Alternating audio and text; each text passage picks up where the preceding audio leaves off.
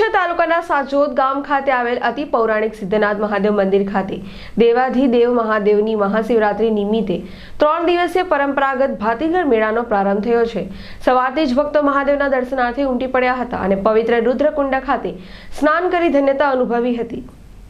અંકલેશ્વરના સાજોદ ગામ ખાતે આવેલ અતિ પૌરાણિક રુદ્રકુંડ સિદ્ધનાથ મહાદેવ મંદિર ખાતે મહાશિવરાત્રી નિમિત્તે વર્ષોની પરંપરા મુજબ 3 દિવસીય ભાતીગળ મેળાનો પ્રારંભ થયો છે।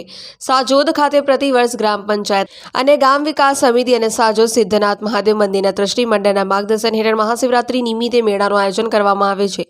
આ મેળામાં તબીબી સેવા, ચુસ્ત પોલીસ વ્યવસ્થા અને મનોરંજનના અનેક આયોજનો વચ્ચે ભાતીગળ મેળાનો પ્રારંભ થયો છે। ત્યારે સિદ્ધનાથ મહાદેવ મંદિર ખાતે અંકલેશ્વર હાંસોટ તાલુકાના તેમજ અન્ય જિલ્લામાંથી ભક્તો મહાદેવના દર્શનાર્થે ઉમટી પડ્યા હતા। સવારથી મંદિરમાં દર્શનાર્થે ભક્તોની લાંબી કતારો લાગી હતી અને ભગવાન શિવ અહીં બ્રહ્મ હત્યાના દોષથી મુક્ત થયા હતા। એ રુદ્રકુંડમાં આજના દિવસે ભક્તો વિશેષ સ્નાન કરી પોતાના અસાધ્ય ચર્મ રોગ દૂર કરવા ભગવાન શિવની આરાધના પણ કરી હતી। ત્યારે સાજોદ ખાતે પ્રારંભ થયેલ ભાતીગળ મેળામાં સવારથી જ ભક્તોની ભીડ જોવા મળી હતી। મારું નામ કમલેશ કુમાર પટેલ છે। સજોદનો જ વતની છું। આ સિદ્ધનાથ મહાદેવનું મંદિર ખૂબ જ પૌરાણિક છે અને એનું મહાત્મ્ય પણ એટલું છે કે દર વર્ષે શિવરાત્રિએ 5 દિવસનો મેળો ભરાય છે। ખૂબ મોટો મેળો હોય છે।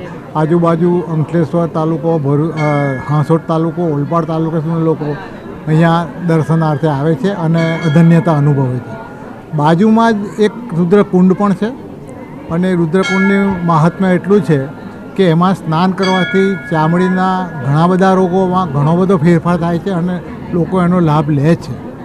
તો આ આટલું જૂનું મંદિર અને આટલું વિશાળ મંદિર ખૂબ જ આપ સૌ દર્શન કરવા આવો એવી પ્રાર્થના।